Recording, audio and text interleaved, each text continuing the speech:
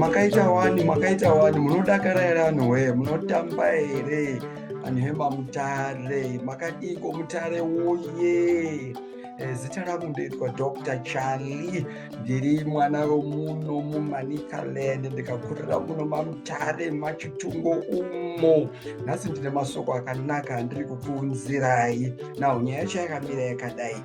Makore marongomuna apfuurayo ndanga ndichidzidzira chidzidzo chiya chavanoti chePhD ine zvekuita izvo maringe nemasmall and medium enterprises edu, ndiri kuManchester Metropolitan University kuUnited Kingdom.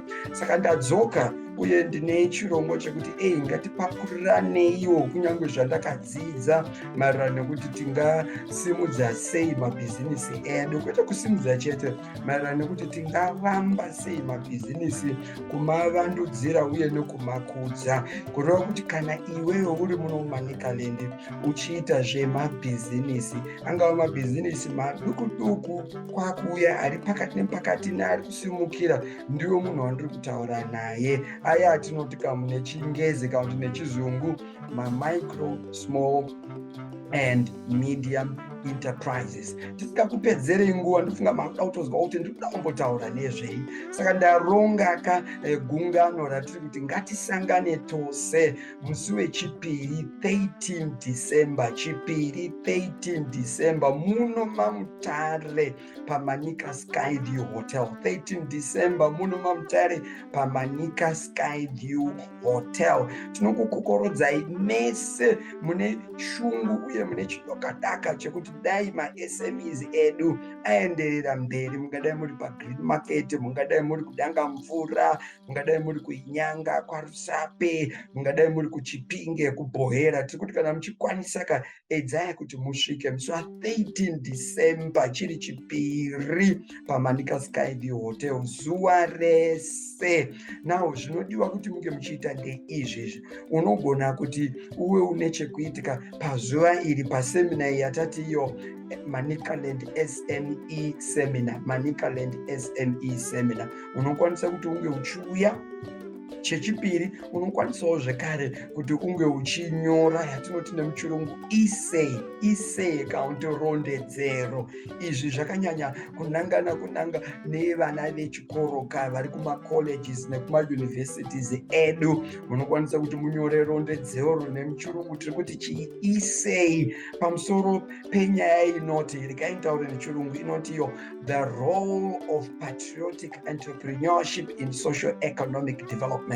The role of patriotic entrepreneurship in socio-economic development in Zimbabwe. Munyora rondedzero iyoyo tozozviendesa kuti zvipinde mumakwikwi.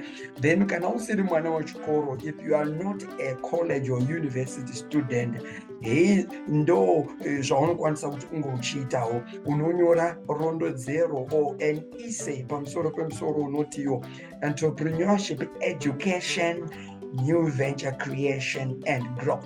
Entrepreneurship education and new venture creation and growth. Kana muri makambani matogara mune business renyu, makambani angava madiki kana ari kukura, munokwanisawo zvekare kuti muparticipate kubudikidza nekuuya kuzoshambadza zvinhu zvenyu. You can actually come and showcase your products and services munguva iyoyi yesemina iyoyi. Teerere zvekare, makambani munokwanisa zvekare kuva nechekuita pasemina iyi kubudikidza nekucontributa atinoti maprize awards towards macompetitions andiri kutaura. Tingachida kuzoti mastudents edu anyora maessays awanewo maprize. Zvikuru sei takatarisana kuti December kamwaka watinoti mwaka wekupa, is a month of giving. Saka tinokurudzira macompanies, mabanks edu, insurance companies, edzai kuti mucontribute towards maprize awards angazowiniwa kunyange nemastudents anonge anyora marondedzero avo. Zvekare zvamunokwanisa kuita kana uri micro small and medium enterprise owner, ingadai une free market yako, shop yako yembatya, fast foods yako, wholesale yako, unokwanisa kuitawo participate kubudikidza nekuya kotaura nhoroondo yako iyoyo kuti wakambozvifambisa sei kuti utange bhizinesi rako.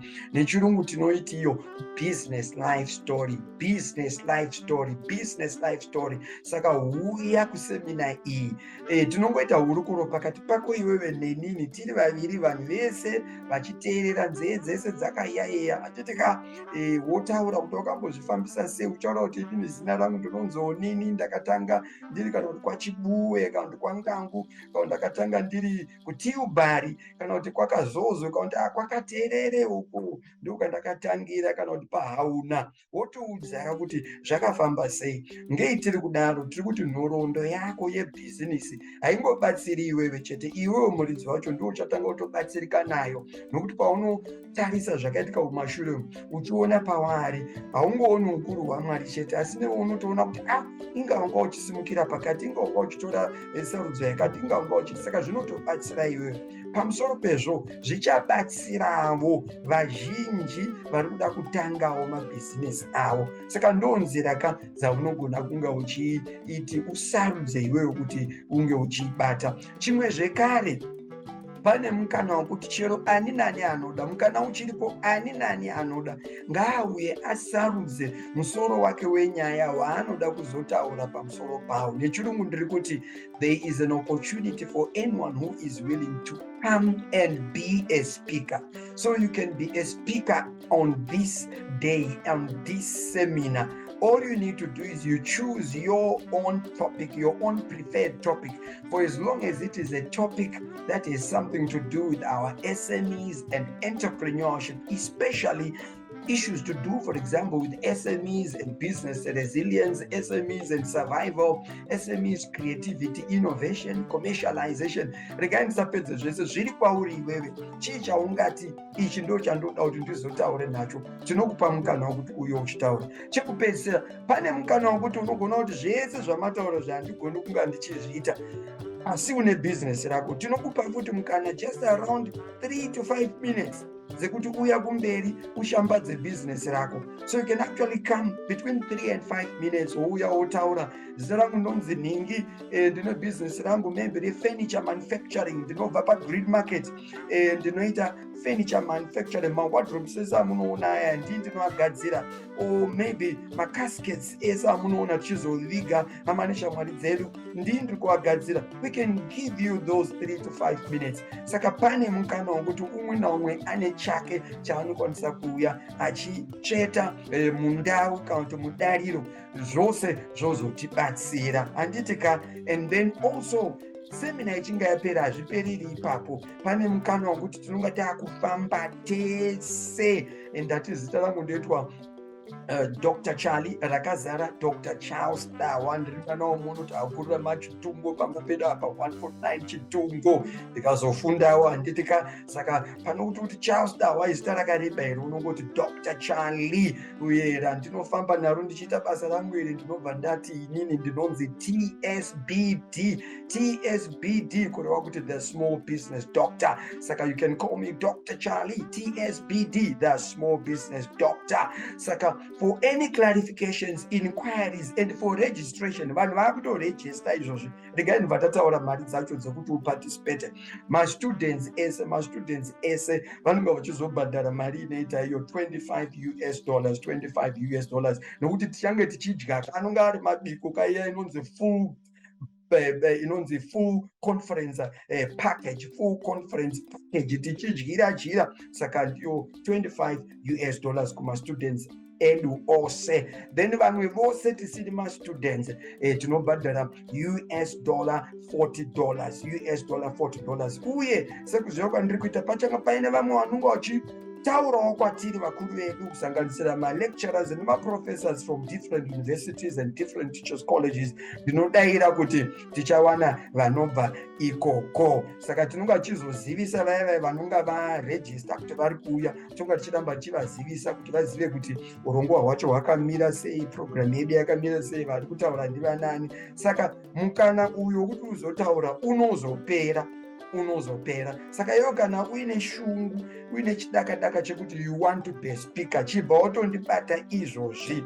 Hedzino nhamba dzangu kuti ndibate paWhatsApp namba inotiyo +263 71 370 2933 +263 71 370 2933. You can also send an email uchishandisa sbgz2022@gmail.com sbgz2022@gmail.com. My name is Dr. Charlie, TSBD, the Small Business Doctor, and I'm the lead consultant for Small Business Gateway Zimbabwe, which is abbreviated SBGZ. Ndati ndini anotungamirira sangano rinonzi iro Small Business Gateway Zimbabwe. Otherwise, thank you very much for watching this video cast.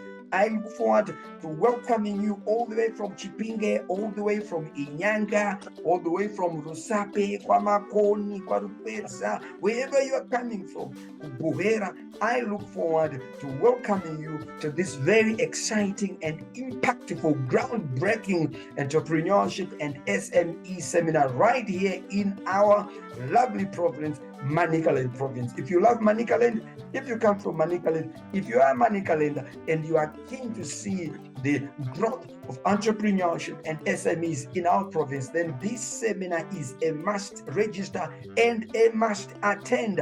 I look forward to seeing you on the 13th of December. And remember, whatever you are doing, think about the environment. Here at SBGZ, we encourage our entrepreneurs to think about the environment. That is entrepreneurship with sustainability.